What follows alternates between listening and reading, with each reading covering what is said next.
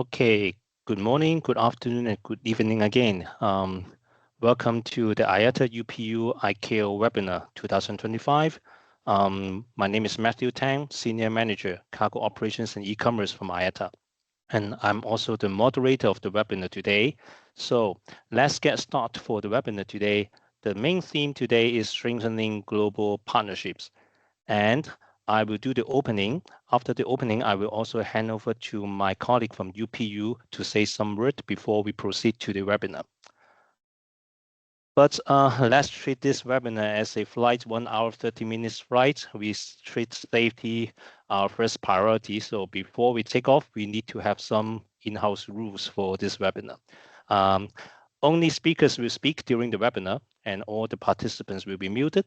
And also you will see we have a Q&A box. So if you have any questions throughout the webinar, please write your questions in the Q&A box, but not the chat box. And we will follow up throughout the webinar and we will try our best to answer your question.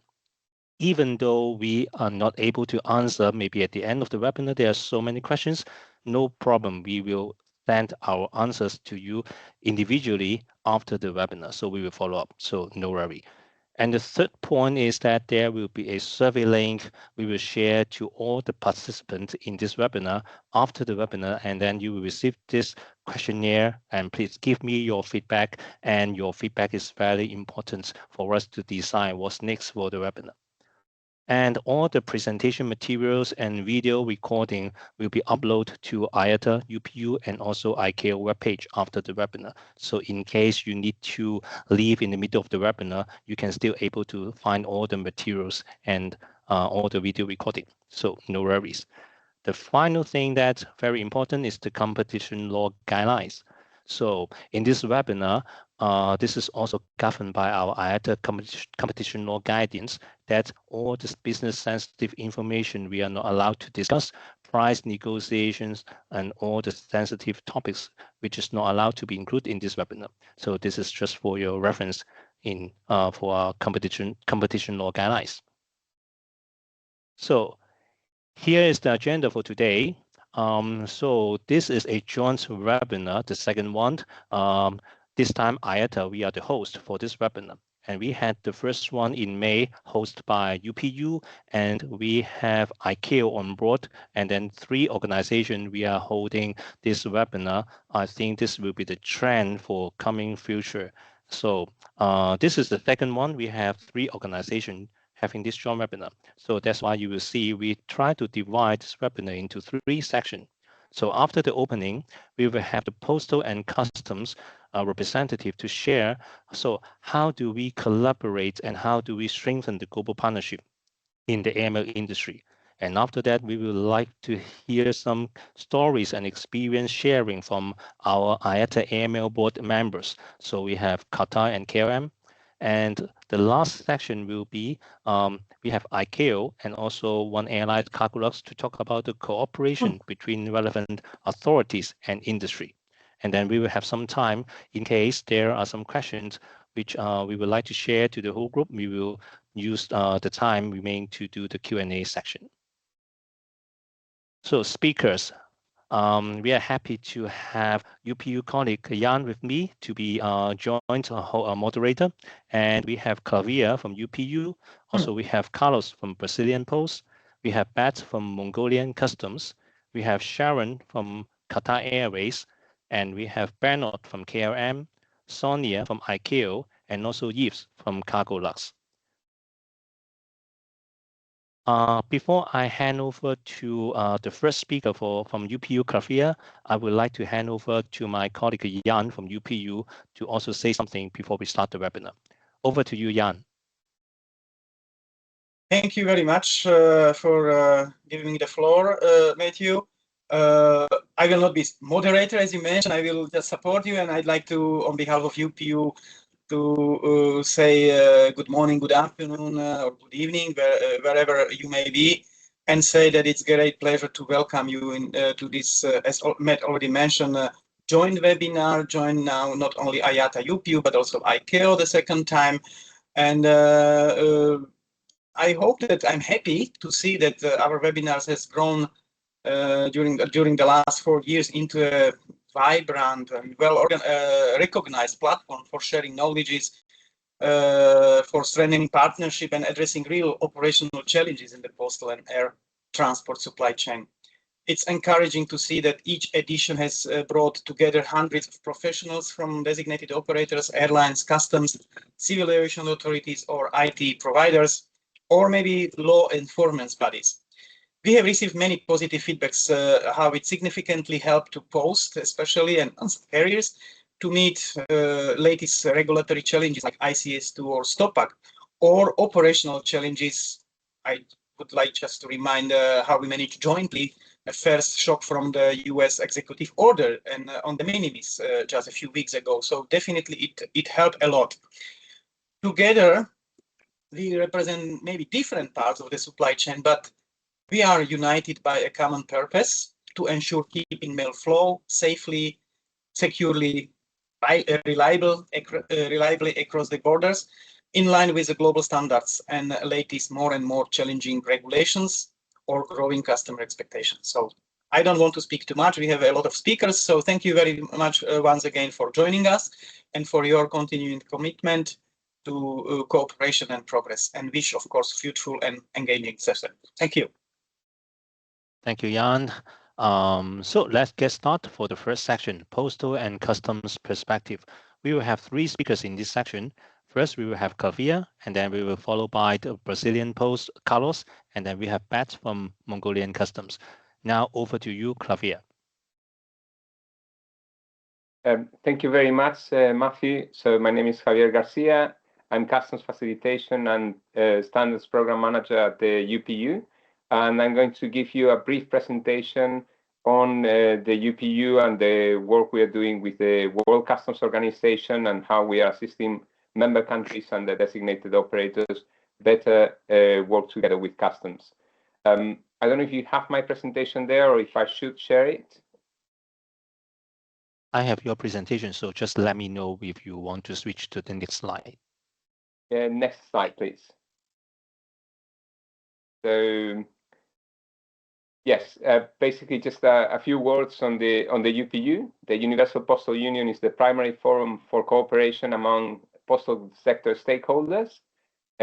We were founded over 150 years ago in Bern. That's where we are based out of. We are a specialized United Nations agency and provide a framework, namely the UPU Convention and its regulations, and under which international postal exchanges happen.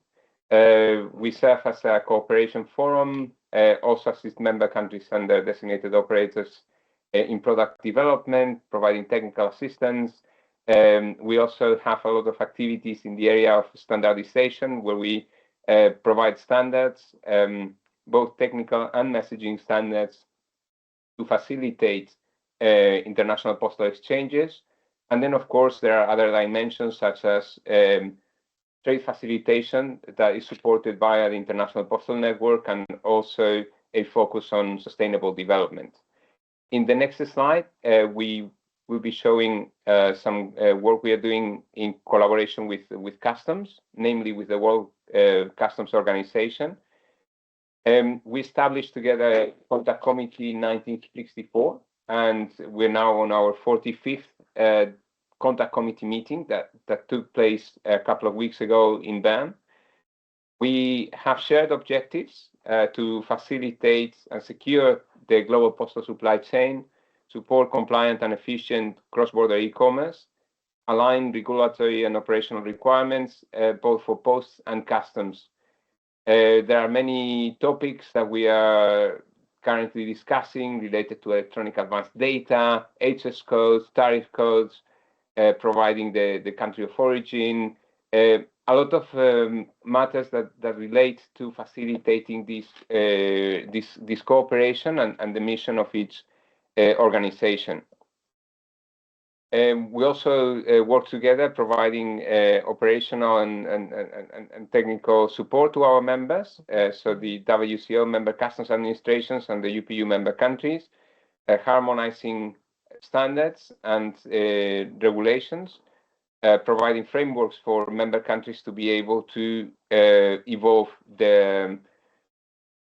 their own regulations and readiness as well, as it's, for instance, the case of the WCO instruments and tools, or on the UPU side, our regulations and solutions.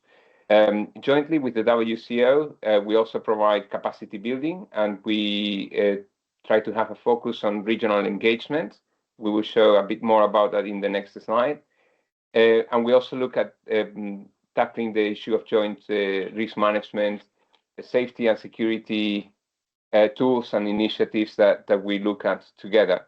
And some examples of that are, for instance, the mail channel project that we are working together on jointly, not only with the World Customs Organization, but also with the International Narcotics Control Board, INCB. It's a project to try to improve the detection of synthetic drugs in the global supply chain. We also provide joint capacity building. In 2025, we had venues in Europe and the CIS region. We also had in Argentina for the Latin American region. These workshops were aimed at enhancing and improving security and safety in the postal supply chain, identifying challenges and opportunities, and then, of course, providing joint training on instruments and tools that sometimes we share, like the joint WCO-UPU guidelines. And in other cases, we acknowledge each other's the value of, for instance, the WCO SAFE framework, or the UPU S58, S59 standards that I will be talking about shortly.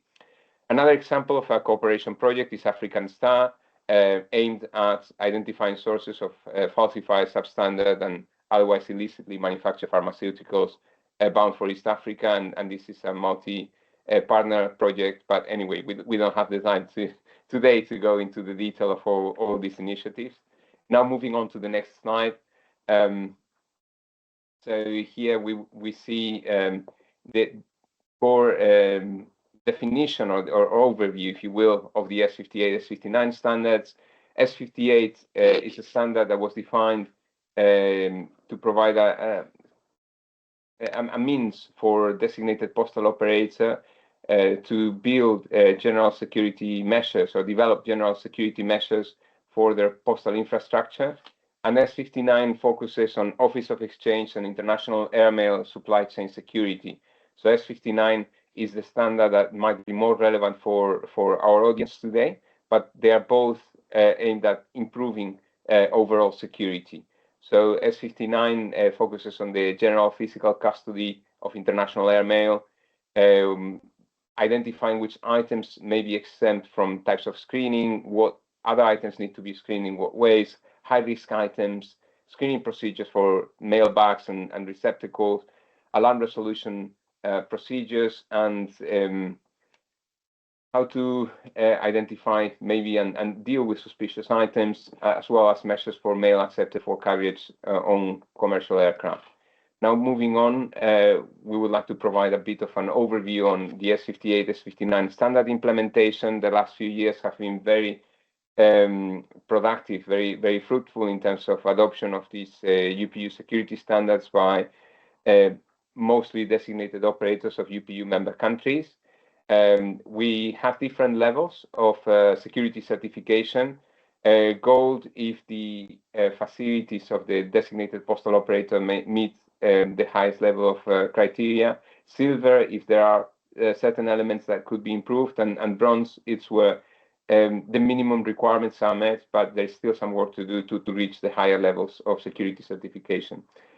Then there's also the possibility of applying for equivalency certification.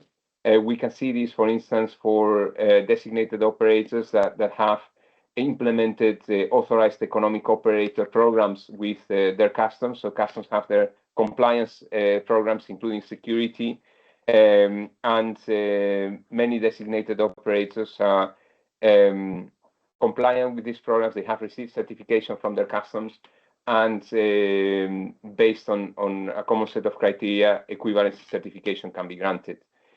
Now I'd like to provide a final example in the next slide of our efforts in the areas of security and safety.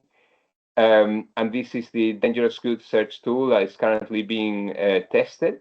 It's being tested by a number of member countries, their designated operators, and some other stakeholders.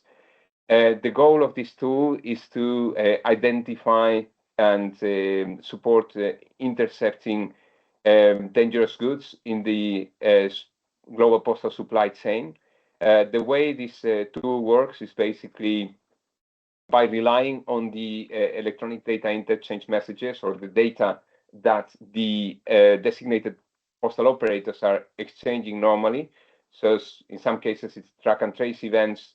In other cases, the whole customs declaration data. So some analysis is conducted. For instance, a certain element was intercepted by a customs in a member country. And then that shares common patterns with other items that might be circulating in the postal network. And then it's possible to run analytics and identify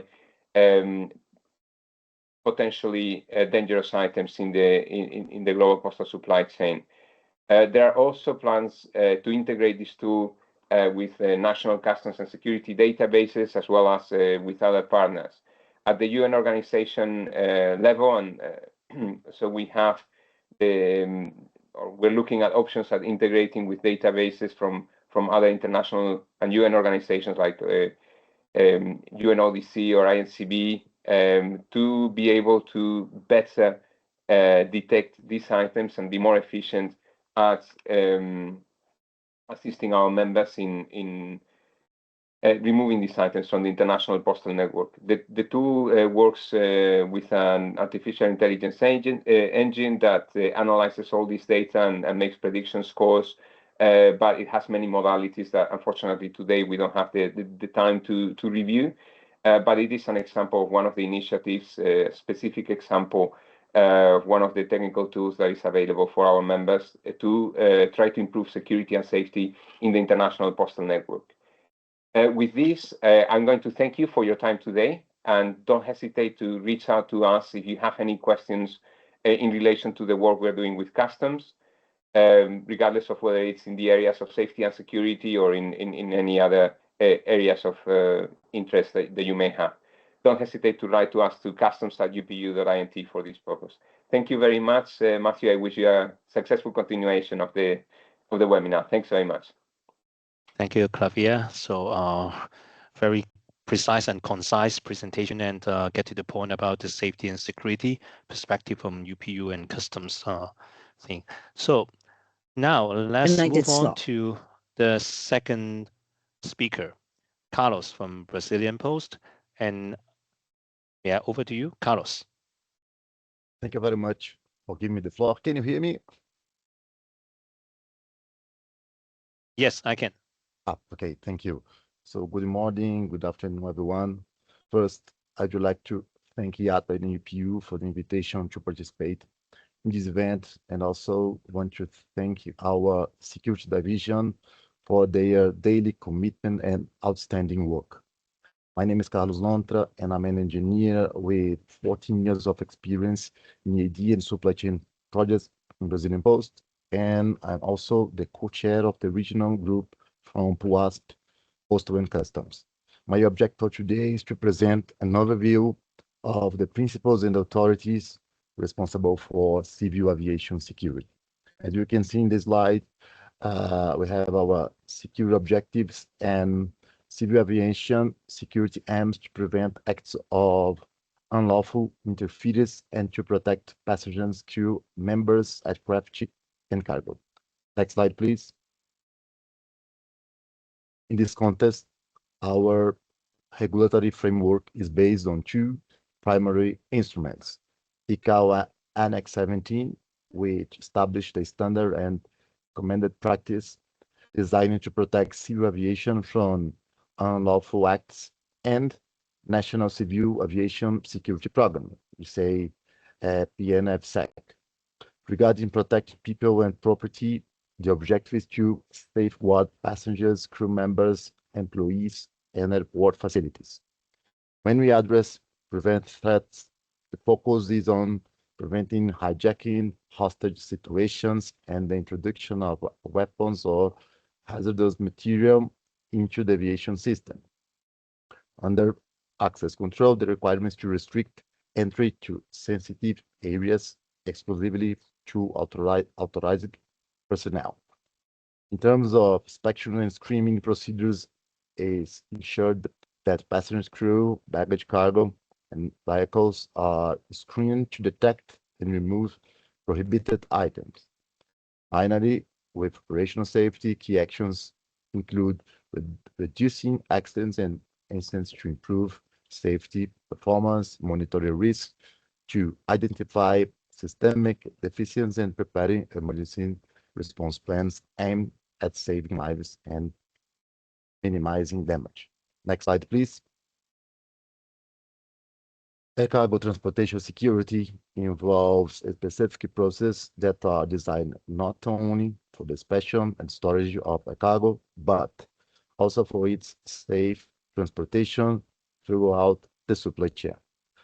In terms of security measures, these include cargo inspection, verification of documentation, automated screen, and access control to ensure that only authorized personnel can interact with sensitive areas. This is the picture of our office exchange in São Paulo. Next slide, please. To support the security process, several technologies are used, such as X-ray systems, canine detection teams, advanced scanning equipment, risk analysis tools, and real-time monitoring systems, all working together to improve our safety and efficiency. In addition, security cargo depends of the involvement of registered shippers, freight forwards, and carriers certificated by our Brazilian Civil Aviation Agency, called ANAC, ensuring that all partners meet the regulatory standards required for safe and compliant cargo movement. Next slide, please. In terms of our national postal security structure, we operate a comprehensive and fully integrated work that supports both safety and compliance across the entire mail flow. To illustrate our capacity, we have 4 international operational centers which handle all inbound and outbound international mail processing. Additionally, 36 national operational centers ensure standardized operational procedures across the country. Furthermore, our security infrastructure includes 205 X-ray machines enabling consistent non-invasive inspection of postal items.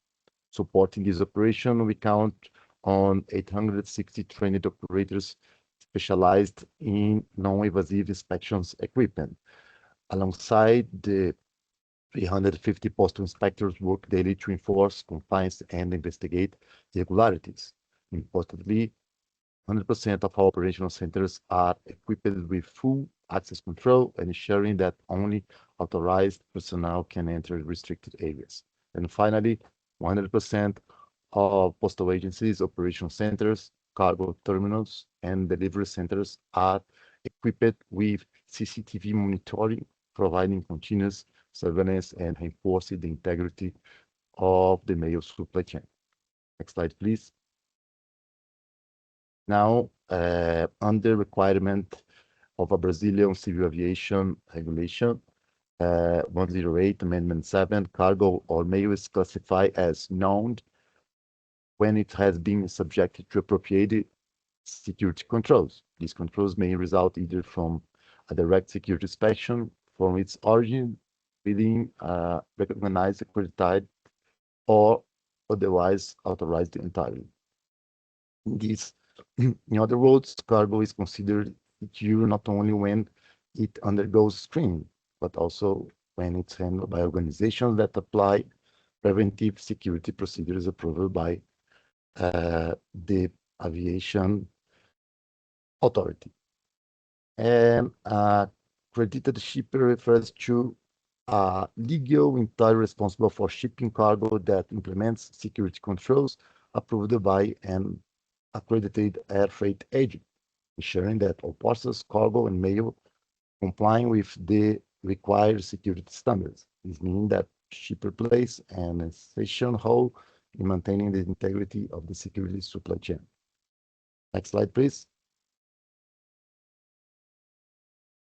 So with this document, we have 3 articles, and let's highlight the Article 3 that consists that Correios or Brazilian Post must promptly notify our Civil National Aviation, ANAC, for any structural or procedural change that could potentially impact the security of their air cargo and international mail dispatch process.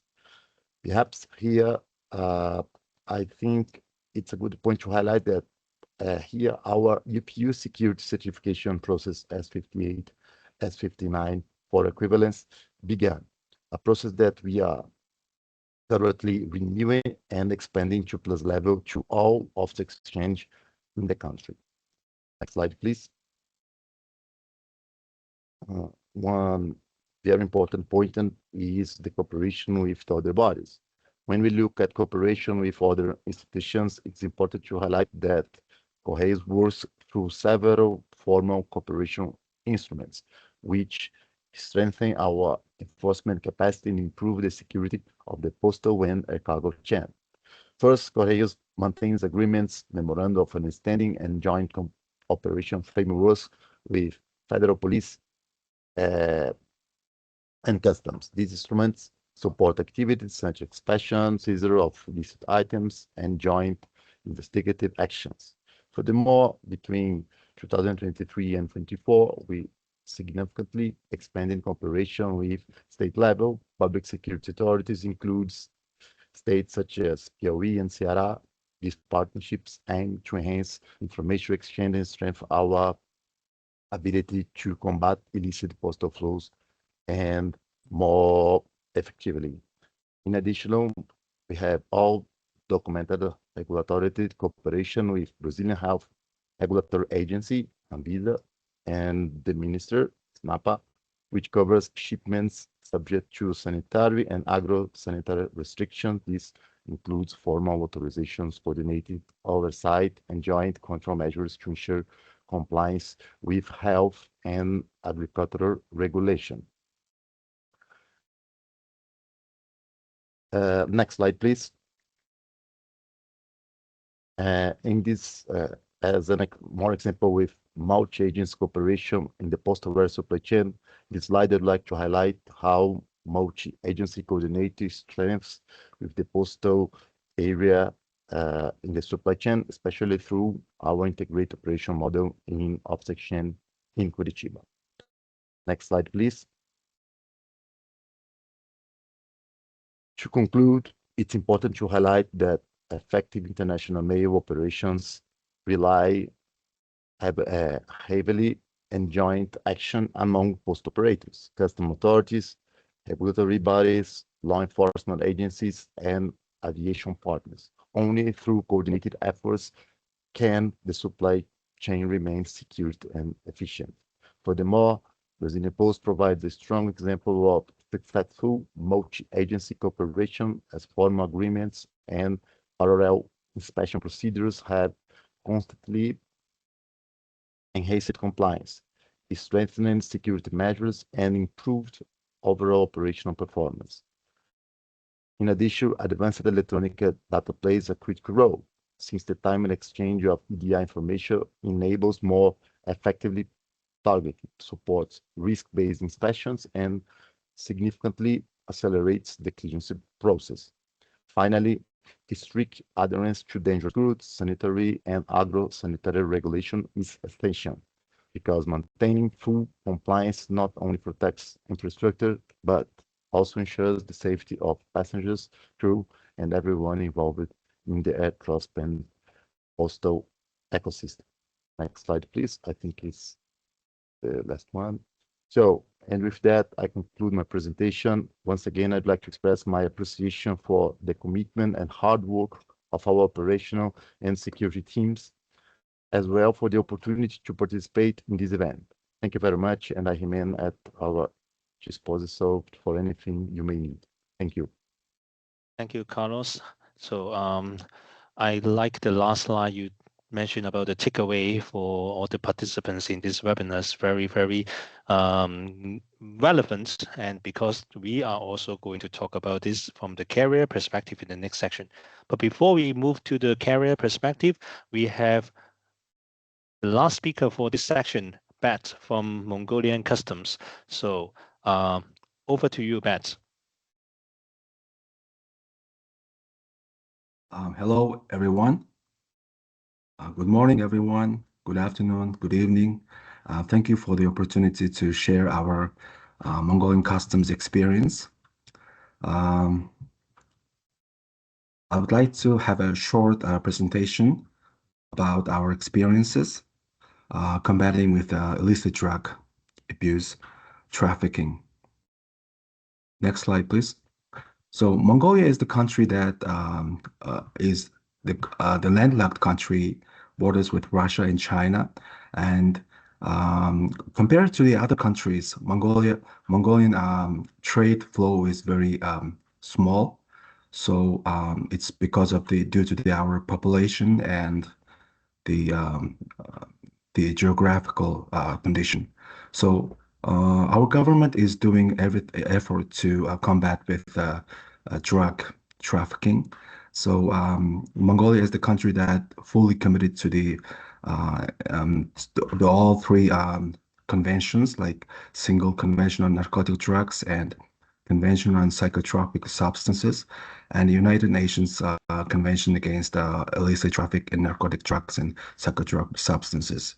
So we have also adopted the law against drug trafficking, and our government also adopted a national action plan in 2017. So this enables us to fight with the illicit drug flow. Next slide, please. So the WCO also are helping the member countries. So as a member country, Mongolia has received valuable recommendations and guidance provided by WCO, and there was a project, that synthetic drugs detection project by WCO and UPU. So there was also a scoping mission in Mongolia that was conducted in 2024 from 5th to 9th August. And this also has played a crucial role in helping us to make meaningful progress in the fight against drug abuse and illicit trafficking. So Mongolian Customs also adopted a joint action plan with other enforcement organizations like Central Intelligence Agency and the Police Department. So also our main instrument is that we have a trilateral memorandum of understanding established in this year, 10th of March.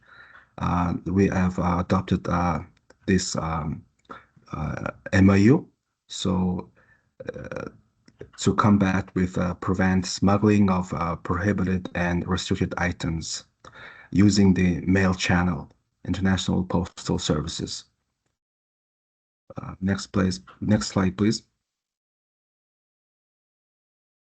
So these organizations, like our national designated postal operator, Mongol Shotam, Mongol Post, and the police department and customs, we have a very close cooperation. So information sharing and assisting each other and helping with helping others to do their duties. And this allows us to have a close collaboration between these organizations. Next slide, please.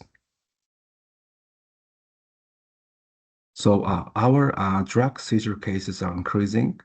So this year, compared to the previous years, there is a progress in our seizure cases.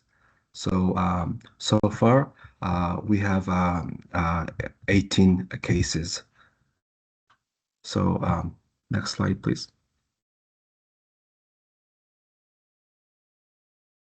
So our drug seizure cases is very not in much in quantity because of the population and the flow of goods crossing the border.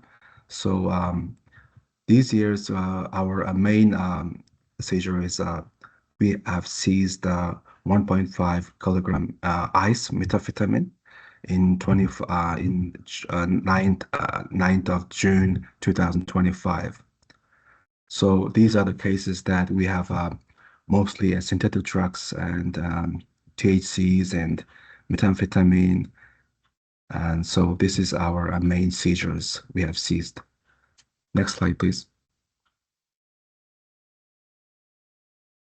So Mongolian customs strategies are we have to have a risk analysis that we have to have a passenger surveillance and screening techniques to have a proper risk management, and we also have advanced screening equipment, X-ray scanners for screening items crossing the land border.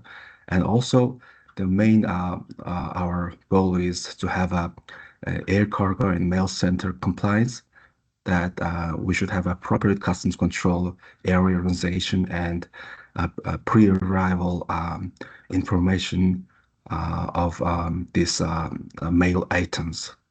So this makes us to have a prior risk management before the arrival of the goods in customs control area. Next slide, please.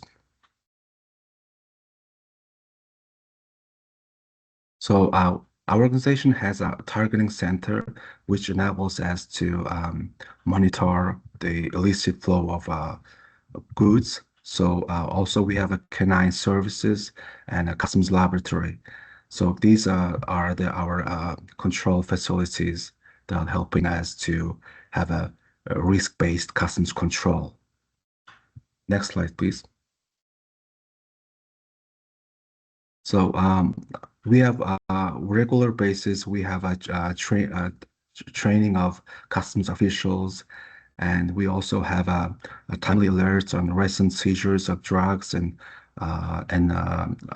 we also have a Facebook group that we are sharing information with other organizations and the public. Also, we have guidelines for proper use of tools and instruments like target ID, our the drug testing equipment, and also we have virtual reality training centers, and we also have video training models. Next slide, please. The Mongolian Customs developed and distributed educational materials, videos and alerts and awareness campaigns, and preventing measures related to the drug offenses. So these are our main activities that are being done in the recent years. Next slide, please. So according to the WCO and UPU Corporation, as a customs member country, Mongolian Customs are also making a collaboration with our national designated postal operator, Mongol Post, and we have timely basis. Regularly, we have meetings and assist each other, and information sharing, cooperation, and knowledge sharing. So these are our close cooperation. So thanks to the WCO and UPU Corporation, we have valuable recommendations by these international organizations, helping us to fight against illicit drug trafficking. This is the end of my presentation. Thank you for your attention. Thank you, Pat. Thanks for sharing. And you also share with us very impressive information We didn't have this one in previous webinar. So once again, thanks for your contribution and sharing. So we finished having the story and experience from the postal and customs perspective, and now we switch to the carriers. But before we start the carriers perspective, we also know that basically, no matter who you are, postal operators, customs, or airlines or regulators, we need the information to do risk assessment in order to make the supply chain safe.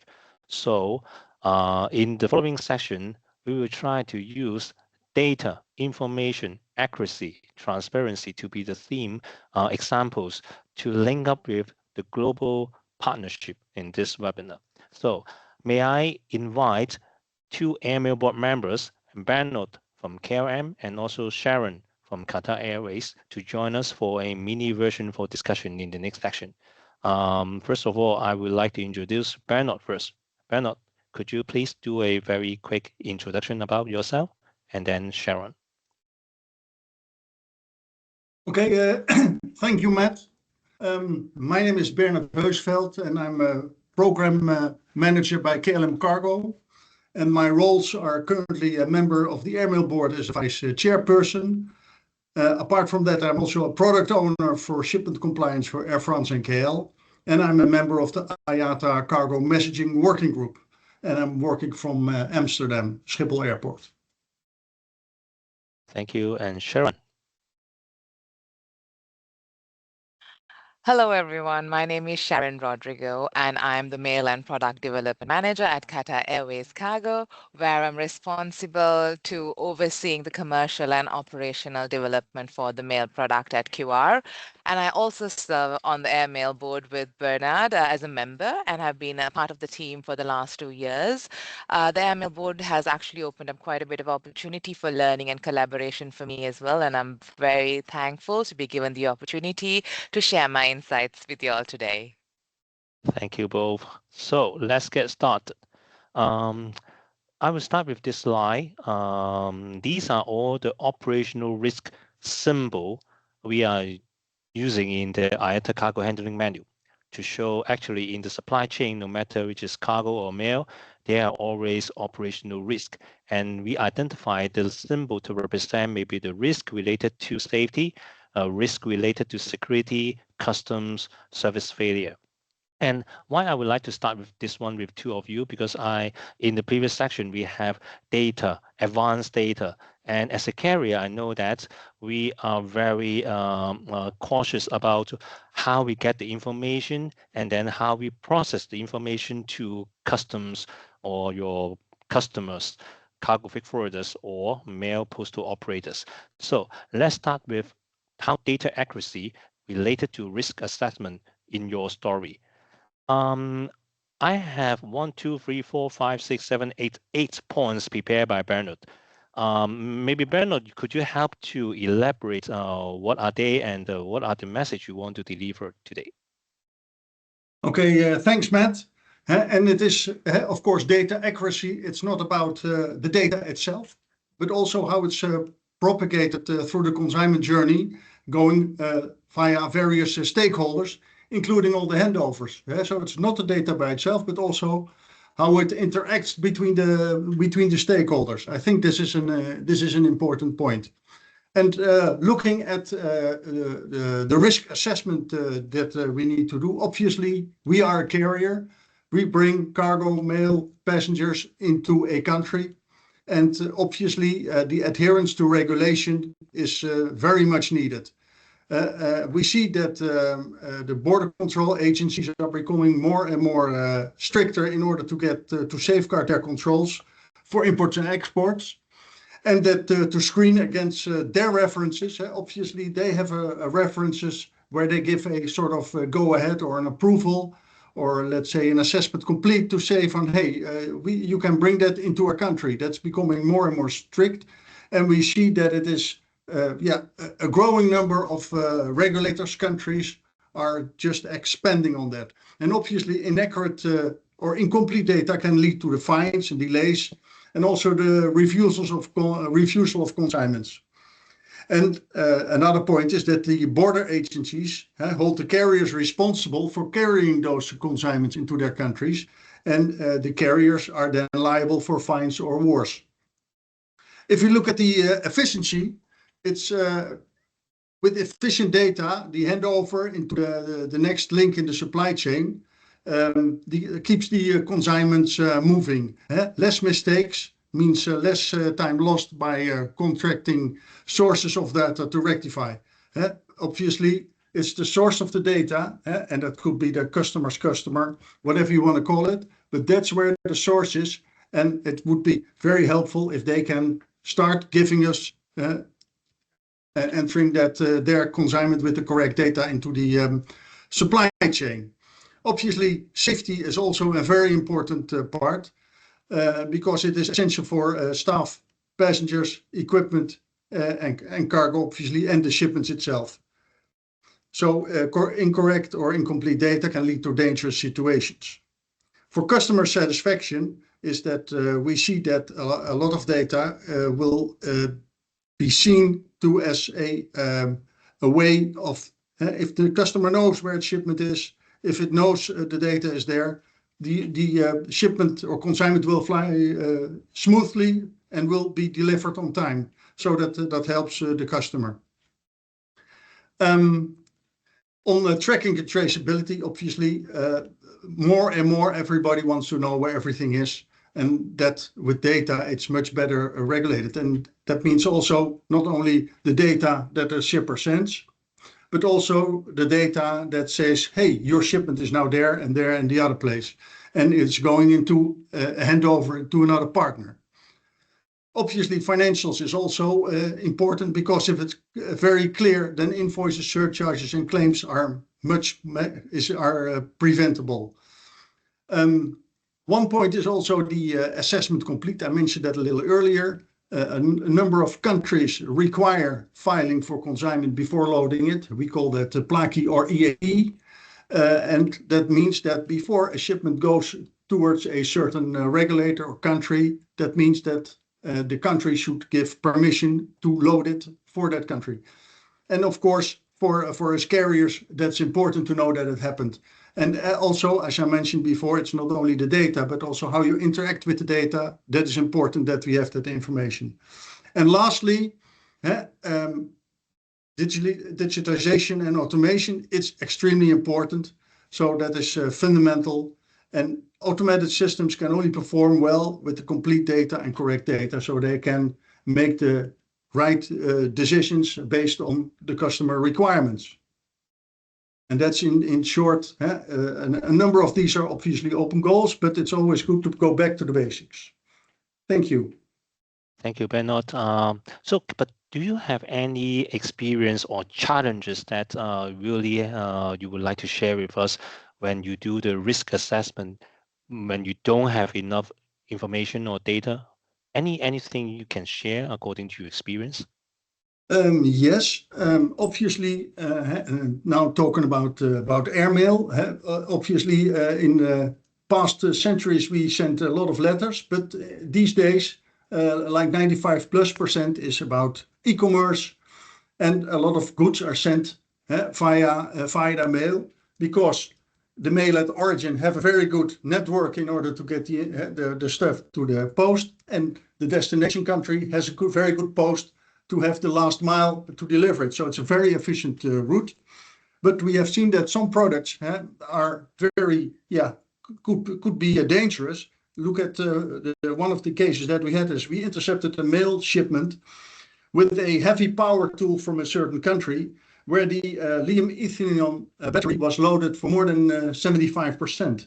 And that is a risk. And that is, I'm glad we found that, because if it falls or it is damaged, then we will have a problem. And that is one of the cases that I want to mention here. Thank you. So, and I would also like to ask Sharon for something similar. So, Sharon, do you have any supplement view regarding the risk assessment, just like what Bernard already shared? Do you have any supplement information you want to say? You are mute. Sorry, definitely I do. Because lately, with what Bernard just said, with a lot of ELI and ELM being transported in the network, and we do have very limited information as a carrier that is being shared with us. So, not having visibility and having those kind of items getting triggered or flagged at acceptance, or having those items checked at security creates quite a bit of complication. Some of the times we've seen them already part being carried on like at least one leg of our network and then stuck here at hub, in my case in Doha, and creating a lot of issues for us as a carrier in order with regulatory compliance with local authorities, because some of these items cannot be transported on our networks, and then also creating risks for our aircrafts and passengers as well. So those are some of the things that had been of concern. So yeah, it is important that these kind of information is shared with carriers. Thank you, thank you. So can I say that one of the possible mitigation will be collaboration? So, right, because you are not the data owner, right? You, as a carrier, you receive the information and then you come across your system intelligent and also compliance, and you need help. And collaboration maybe is the keyword to speak for today's webinar, say strengthening global partnership. Now, talking about collaboration, I know, Sharon, you are very kind to prepare us 6 bullet points, and I would like to give you the floor, and then after, maybe you start with your collaboration, and then we can start with some discussion. Over to you, Sharon. Yeah, thank you, Matt, and definitely. So I'll try to build on what Bernard spoke about with the importance of the accuracy of data, and I'll focus on my part of the presentation in terms of how high quality data and transparency can contribute towards a stronger partnership between the carriers and the postal authorities. When you look at the points that I've shared with you, the first point is high quality data drives seamless operation coordination. So when the data we receive from the origin post is accurate, complete, and flows consistently through every stage of the network, it ensures that everyone involved, from the ground handling team or the team in transit, to be aligned. This basically removes misunderstanding and allows us to plan realistically for uplift, capacity, and routing. My second point talks about good data enhanced predictability. For us as a carrier, we rely heavily on volume forecasting and shipment profiles.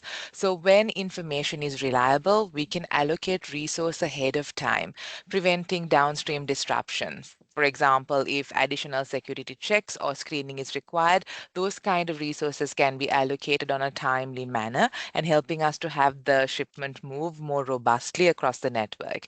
Because this stops from every stakeholder getting impacted and avoids late acceptance and unexpected SSR requirements, last minute offload, those kind of things can be avoided and also add to the workload that people at the airline would have to deal with, and also impacts negatively on our performance if incorrect data or adequate data has not been provided to us.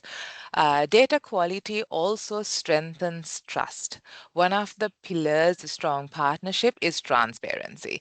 So when the data we receive is the foundation of transparency and the consistently receiving the correct data, for example, proper CN details or even accurate assessment complete information, reduces the need for us as a carrier to go back to the post to investigate and clarify information, as well as helps us with further filing of that information with regulatory authorities. This speeds us and helps us to work on more collaboration than having to correct items and rectify issues. Another important point that I'd like to highlight is data-driven decision making. In our industry, especially when it comes to mail, irregularities in operations are inevitable. But when the data is clean and propagated from end to end, both hosts as well as the carriers can make quick decisions, informed decisions together, especially during times of disruption, cancellation, and as of right now, because everyone's dealing with peak, when the times are critical and the space is limited, these proper information helps us to plan accordingly. Next point is compliance. It is literally the responsibility of everybody involved in the supply chains from the port to the carrier to be responsible for the regulatory requirements that has been dictated by any given country. So accurate declaration helps us in that process. Missing or inconsistent information increases the risk, not just for us, but all parties involved. So quality data helps each of the partners, especially us as the carrier, to perform risk assessment without any delays. Finally, strong data enables innovation. Automation and API integration can be facilitated, and future enhancements digitally as well can be succeeded if the underlying data available to us is reliable. So high quality of data is not just an operational requirement, but it also has a very strong hand in strategic development, especially for a product like mail. It opens up doors for all parties to enhance our digital capabilities as well as support us with our efficiencies. Um, so I'd like to conclude my presentation by saying data quality supports compliance and it directly strengthens the way we work together. It creates predictability, trust, and efficiency, which in my opinion is the foundation of a true strong partnership that could be between the post and the carriers. Oh, thank you. Thank you, Sharon. So you mentioned trust in your slide, and also you talk about trust also strengthen the partnership. Do you have any, also Bernard as well, maybe I would like to ask you too. Do you have any happy story, sad story that you could share with us that and how you collaborate with your business partners and the trust? How do you have any story to share with us? Sharon first or Bernard first? Please go for it. Bernard, if you do want to go first, please go ahead.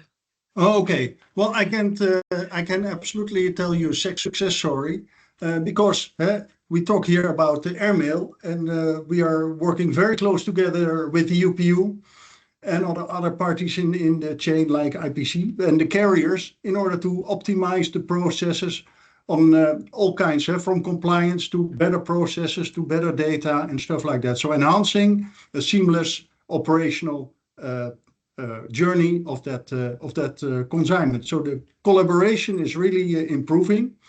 And yeah, the more, the merrier on the world organizations attached to it, because we all want the same thing, basically.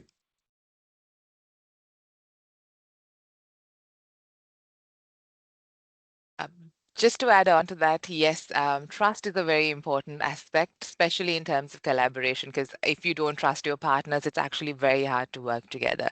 So we attempt quite a bit to work on trust. And as an airline, I'd share a success story on our end where we had provided our customers with an extra level of transparency. We as airlines quite focus on being EDI enabled for the postal authority so that we can share our information and actual statuses of their shipment. And on top of that, we had at Qatar Airways, we've also allowed our postal authorities to be able to track their mail shipments on our website, where they're able to have transparency with live data and know the status of their shipments. So that's something that we share with our customers so that they can follow their shipments and know, which build a level of trust between the posts because of the level of transparency that we share with them. So anything that happens to their shipment, they could track on our site and have that information readily available to them. Yeah, and I would also add that trust. Okay, takes time. Okay, the consistency of the behavior can help building up trust, not only from our customers, but also as a carrier, how we react to our customers is also a kind of behavior to reflect whether the customer will trust this carrier. On-time performance, efficiency, reduce waste, etc. And now I have a very interesting question from the floor. is addressed to both of you, so I cannot wait until the end of the webinar. But I think you already covered some of the points. It's talking about the dangerous goods, transportation of dangerous goods in mail. So the question is, what do you think about how can the carriers and postal operators can work more closely together to improve the safe handling, monitoring of transporting dangerous goods? Who you would like to start first? Sharon, please go ahead. It's basically very simple in my opinion. I believe a lot of carriers do have quite a bit of expertise within their teams that can support with dangerous good transportation. And we've also made quite a bit of allowances in terms of ELI and ELM getting accepted on carriers. Not just the airline I work for, but many airlines do that.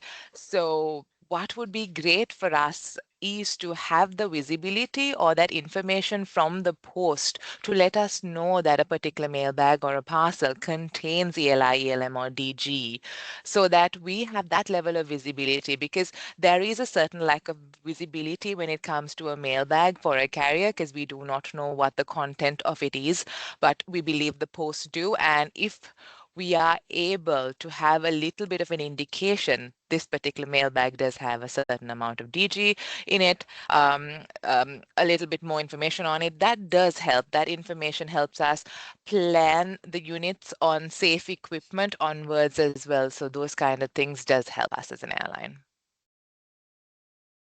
Yes, and I agree with Sharon that it is very important. We as carriers would like to know what we fly, because when we know what to fly, then we know that we do the right things. Either by if we accept it, it is good. And yes, have the information available to us so that we know that, like Sharon mentioned, that maybe certain commodities need to be on certain places on an aircraft. So we know beforehand. Also, planning-wise, it makes it better, and the seamlessness of the journey of the consignment will be then much smoother and more on time. Good. So, cautious about the time. We need to, even though I would like to carry on the discussion with you too, but we can do it in the AML board meeting for sure. But for today, the webinar, we can't. So one final question to both of you. Now, if you are Harry Potter, you have a magic wand. And now we are in the webinar. We have more than 200 participants from Post, Customs, and Airlines now in the room. So if you can make a wish, what do you want to say to conclude for our discussion for this section? I will go for Sharon first, and then Bernard, you can do the conclusion. In my part, if I did have a magic wand, what I would like is availability or visibility to more information in terms of the mailbag, like I mentioned earlier when I gave the answer as well, because this has been a point of discussion in the past, even at the AirMail board meetings, to have more visibility on the content of the mailbag, which helps us plan and have more information and take precautions, as well as do whatever is required in terms of the regulatory front as well. So that is ideally one of my wishes. And the other one is potentially maybe having joint SOPs or joint training programs with the post and the carriers, so that we can learn from each other, as well as have or use the best practices from each party to improve the overall process for the postal world, literally. Thank you. Bernard. Well, yeah, it's always a difficult one. I already have the glasses. I do not have the wand yet, but if I had a magic wand, I would go for one worldwide standard for data content, so that everybody knows you have a fixed set of data that is, and whatever the parties do with it, they do with it, but at least we have one set of data to work from, so we always know that we have the correct information. And now today it's about optionality and mandatory and all that stuff. So get away with it and get one set of standard data content for the whole world. But you need the wand first, right? Yeah, thank you. So, so on behalf of IATA, I also need to advocate for the one record, the data sharing standard, right? If everyone, the data is owned by the owner, and then share the data with a appropriate, secure authority access control, then it is the kind of data sharing standard moving to the future. So, if I may, I would like to mention this one as my closing remark for this session. Once again, very impressive sharing and introduction and the presentation. Also very interesting discussion. For sure, we will meet again in the next AML board so we can carry on the discussion. Once again, thank you both of you. Thank you. Thank you. Thank you. So now we move to the last section of this webinar. Cooperation between the relevant authorities and industry. And we are happy to have Sonia from ICAO and also Yves from Cargo Lux. May I over to Sonia and Yves? The floor is yours. Thank you very much, Matthew. So thanks UPU, IATA, and my colleagues in ICAO. It is the second time I'm intervening in this kind of webinar, and I think I begin to be addicted. Just to warn you, it's more than 1 hour and 10 minutes that you are hearing about a certain perspective. In fact, here we are deep diving into a subsection, quite important, I would say. I would say aviation security, where we are very happy we didn't find anything. If we find something, it will be quite interesting. So with that, I forgot to present myself. So I'm Sonia Ifdi. I was appointed 3 days ago, as Deputy Director for Aviation Security, Cybersecurity and Facilitation. And as I say, I'm never allergic to cargo and mail. And today I will speak less, even if I will do an introduction, and I will give the floor to Yves. Yves, who are you?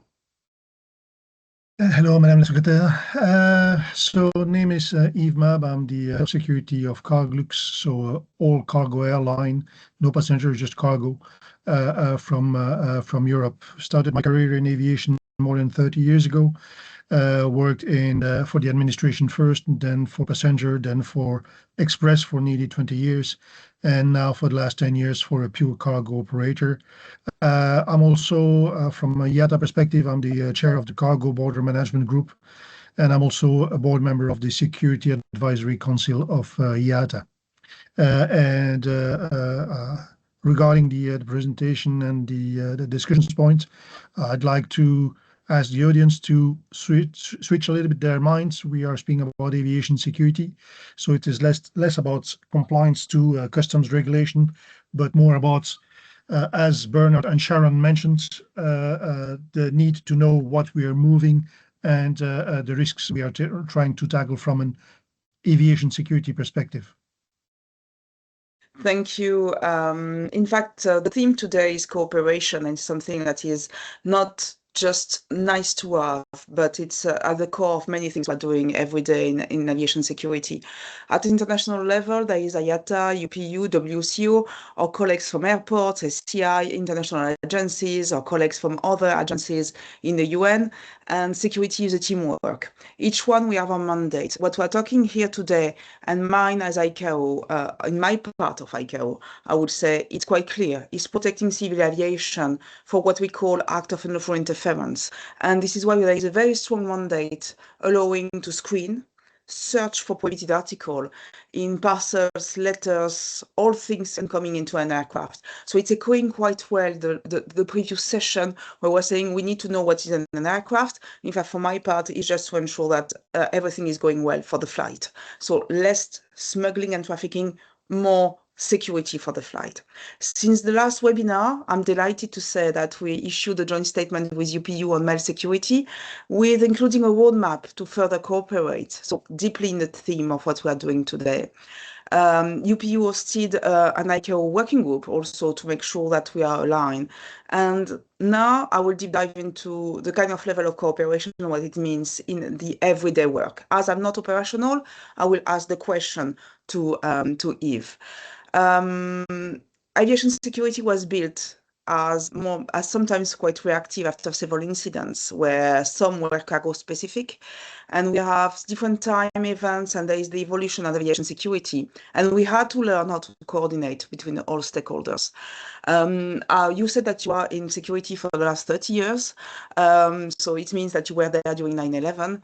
There is the in cartridge plot in 2010. We have the plot in 2017, and we have the IID in 2024. What is exactly is needed in terms of cooperation? Yep. So next slide. Yes. From the events you mentioned, I will pick up one of them, which is 2010. When it comes to collaboration, this was the best case we had in our last 30 years of history regarding aviation security and incidents relating to aviation security. It was the best case scenario. Why? Because in fact, authorities decided for once that it would be good to have all the people involved or affected by the events around the table and find solutions together. It was drifting away from the traditional approach of authorities are having an idea about how to tackle the issue and push it to the industry. Here we had everyone around the table and discussing the event and what could we do to avoid that those events are taking place again. The benefit of this approach is that, first of all, you have a lot of people which are thinking about outside of the box to find solutions. And when you're pushing the regulation or the measures to mitigate the risk, you already have the sort of agreement of the industry that this is the way we could put things in place. It is addressing the issue, and we confirm that we should be able to deploy the measures you are proposing. In 2010, there were two big axes that came out of the discussions between the authorities. Initially, it was between ICAO and IATA, so the Aviation Security Authority, and the industry. And it was the new principle or the reinforcement about the secure supply chain. The second one added a new authority. That's what I'm saying about thinking about the box, outside of the box, is that in addition to the aviation security authorities and the industry, we had customs authorities because we believed and we still believe today that having the right data, as my predecessor just mentioned on a previous presentation, having the right data being processed properly could add a security net to what we're doing today. That was the best experience as I can remember, where we had a number of authorities about the table discussing the issues, finding solutions, and getting other authorities in the loop and putting things together. As a regulator, often we may think about that time I was still at national level. In fact, it is very hard to know how to include the industry and to understand exactly outside, because the airlines are the business to do, exactly what is the added value of the airlines trying to provide airline security. So this is also something that was quite a shift in the mindset of regulators. Trying to work with customs is one for AFSEC authorities, but also on the airline security side. Can you exactly a little bit more deep dive into what is the role of airlines on that matter? Yes. Can I have the next slide, please? So the role of the airline security is the same as other authorities, is to protect people, assets, and customer goods, and in that specific order. So the first protection is regarding the people. Even on cargo planes, you have people. You have crew members and sometimes additional people, and we have a lot of people on the ground also. So the first aim is to protect people. That's the first thing. And I have to say that through collaborations and discussions and webinars like this one, it allowed us also to change the mindset of a number of authorities that were thinking that the security within the airline will always try to reduce the costs or to avoid burden from an operational point of view. This is absolutely wrong. All my colleagues, which have the same function in the airlines, are fighting for the same thing.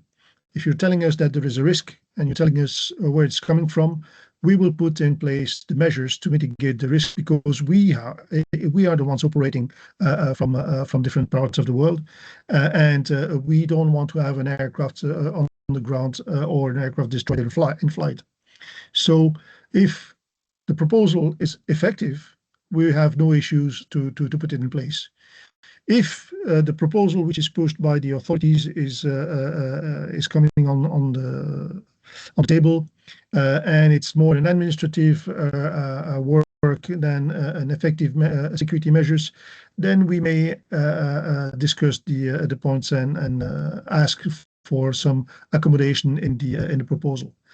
The role of the airline is very simple, is that, again, Bernard and Sharon mentioned it previously, is that we want to know what is loaded on a plane. I don't want to have a parcel which is loaded on my plane where I do not have the insurance that it is secure. It is not a threat to my flight. I'm speaking here from an aviation security perspective, which is direct threat to the flight. Nothing before, nothing after the flight itself. What we want is that 100% of the freight is secure, and we know that there is only two ways to secure it properly. It is going through a screening method, so physical screening, checking what is in the box, or the alternative is that to have a supply chain, and we can trust the person which is giving us the box. We also know that in terms of screening, there are some limitations. So that's why the secure supply chain is so critical for us. Thank you. I think sorry, and the last one also is that we do know that there are a number of commodities which are exempted, sometimes because of legacy regulations. Sometimes regulations were made even before aviation existed, and we're setting the scene for some exemptions. Obviously, from my perspective as head of an airline security, I don't like that. I don't like to have things where I do not know what's in the box or how it was, make sure that it was properly secured and not a threat to my flight. In fact, I think that there is a very valid point on the fact that on the appropriate authority side for AFSEC, in fact, we have a view normally on what is happening in terms of intelligence and on the risk. And in fact, we need to pass that into measures that are operationally, or not only on measures, but also on passing the information on the risk to ensure that operators, the airlines, are conducting also their risk assessment. In terms of exemptions, in fact, we are not talking here about the kind of things we have lived during the COVID, for example, or the vaccines. We are talking about long-term exemptions that needs to be reassessed regularly on the view of the technology and on the view of the mandate and on the fact. I think this was also something that if I capture that well. Absolutely. We don't like to add layers and layers and layers, and I think that it is good to review some measures from time to time. But clearly, the higher the visibility on what we are moving, the better it is. And again, we need 100% confidence that what we are loading on plane is secure. During the last webinar, I had the chance trying to present also the part that is the threat that is posed by improvised incendiary devices following some events that happened in 2024. Some are seeing quite a strong link with dangerous goods problem. How do you see it on the operational perspective? Same problem, different problem? What is your everyday work on this? Yeah. Incendiary device is a hot topic since 2024, and before the events of 2024, a lot of the discussions took place regarding lithium batteries, and I will come back to the lithium batteries in particular. It is for aviation security. Aviation security is we are speaking about an intent. The intent of an individual is to take down an aircraft. If it is not falling into that category, then it is not a security issue.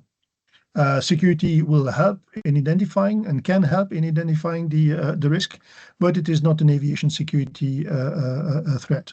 So a fire is from a bad quality lithium battery or a damaged lithium battery is a safety issue.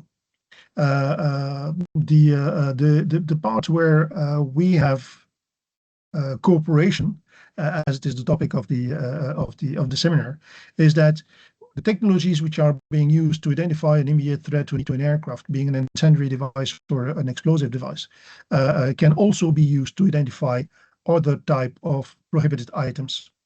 So prohibited items, so a lithium battery which is wrongly packaged, that can be damaged during the handling process, it is a safety concern. Having low quality lithium batteries badly declared or wrongfully declared is a compliance and customs issue. And we need to identify those, and the screening procedures or techniques we're using for aviation security could identify those ones. And I know that there's a lot of work still going on to identify that threat. Incendiary device is purely aviation security. It is clearly what we need to tackle, and what we put in place in 2010 is also applicable. Is that we need to know again from a data perspective who is the real sender. That's critical, and those data should be checked. And as soon as the sender is unknown, then in that case, the risk is higher regarding that shipment that what is declared may be wrongly declared, wishfully or not. And that in that case, we need to make sure that we have additional measures to make sure that we are not moving a threat. Just to mention that also IATA, regarding incendiary devices, published a document which is quite exhaustive on the cooperations we had between IATA and all its IATA member airlines, and proposed to a number of authorities regarding our view regarding IIDs. And on that, we have the link with dangerous goods. Any quick word on also the link with smuggling? In fact, we had in the first session quite the presentation of designated postal operator on the work that they're doing on drug smuggling, for example. Anything taken into account on the airline security side on this topic? It is not a priority of aviation security. Realize it is an issue. A prohibited item is always an issue, but is it a threat to the aircraft? If the answer is no, then it will not be an aviation security issue. If it is items which are being smuggled, being narcotics or other prohibited items, you need to stop them, if possible, before they're sending out. But if it is flown, it is not a threat to the aircraft, an immediate threat to the aircraft. You can still stop it upon arrival. And in some cases, you may need to fly them and to follow them up to destination in case of investigation, for example. So to identify them and to follow them, yes, it's critical. But if it is not a threat to the aircraft, we are not in aviation security world. So I think that the organizer of the webinar is trying to pushing you to the next slide, which is exactly what we're talking about, is trying to get to what is a secure supply chain. And in fact, Annex 17 is not separating anything in terms of cargo or mail. In fact, we have one concept. How do you assess this screening and what it fits in the secure supply chain concept? And perhaps you can click quite a lot, I think, for Matthew, I think. Yes. Yeah, you can go to the end of the thing. So in aviation security, the secure supply chain is like you can see on my slide, or it is a supply chain where you do have information you can trust from the beginning to the end. And from the beginning, it means that you are getting a shipment from a known consignor. So it's somebody which is producing goods. If it is a manufacturer and it is done in a secured environment and you can trust, because it is also checked by the authorities from a security perspective, and you're maintaining the secure supply chain from the manufacturing plant up to the airline, then it's fine. Knowing that in case you have the security chain is broken, then you have to rescreen it. The other one is that as from the moment it's coming from an unknown shipper or unknown consignor, or it was moved on unsecured transport, then in that case, at one point in time before it is reaching the aircraft, you will have to screen it through a protocol or through a methodology or through a technique, but you will have to screen it before you will be allowed to load it on the plane.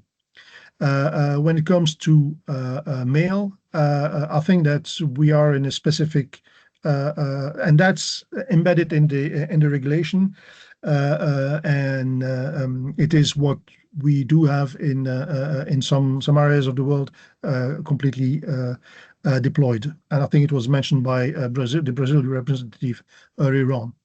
Next slide. And I think it's the next slide that you want to talk about. Yeah. So next slide. Yes. So the thing is that in the two chain, we cannot have a postal office being considered as a non-consigner, because the post office is getting goods from somebody else. They are not producing the box or the letter. They are getting it from someone. So if, as from the moment you're getting something from someone, you do not know, or you're not sure it is secured, or you don't think that the declaration is correct, then in that case, you will need to secure it. And according to the regulations in place, as from the moment you're consolidating shipments and that you are screening the shipments, then you are falling into the category of regulated agent. That's your job, to make sure that what you're getting, if it is unsecure, you're making it secure before you're moving to the rest of the secure supply chain. And that's exactly the definition, as far as I'm concerned, from a regulated agent. And that's why if there is an alignment, and I think that this should be the outcome of this collaboration, then we should move into the direction that a post office should be a regulated agent. The benefit of that being that it is already in the regulation, but also not only in aviation security regulations, but also in customs regulation, as there is a link between a regulated agent and an authorized economic operator. On my side, I will not conclude more than that because I'm conscious of the time. And in fact, the last sentence is quite good in terms of collaboration. So if I'm moving from the international agencies trying to go to the operations, definitely this is something that we see that even in the secure supply chain, the concept is collaboration. And Yves, any last words? No, thank you for inviting me. Thank you for the question and the thing. And I'm a strong believer that we should have people from different horizons around the table to find solutions. That's the best collaborative way you can think of. Thank you very much, Matthew. Jan, back to you. I hope that this deep dive in aviation security was appreciated. Thank you. Yes, thank you very much. Thank you. So today the webinar is very fruitful discussion and presentation. For sure that all the materials, video recording will be uploaded to IATA-UPU and also ICAO website. And cautious of the time, we cannot proceed with the Q&A section, but no problem. We will follow up all the questions after the webinar. And don't forget that you will receive a survey link after this webinar. Please provide your feedback. And Jan, any word you want to say before we close this webinar, please. Thank you. Very shortly, I'd like just to thanks to all speakers for their time, for their very interesting presentation.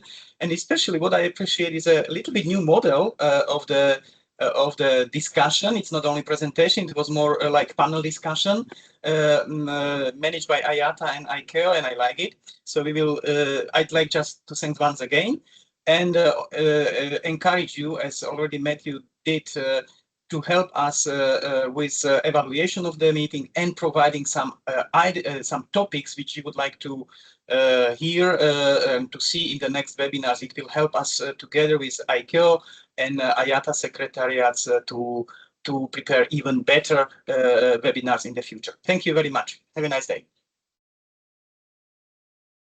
Thank you. Have a nice day. Ciao. Thank you. Bye-bye.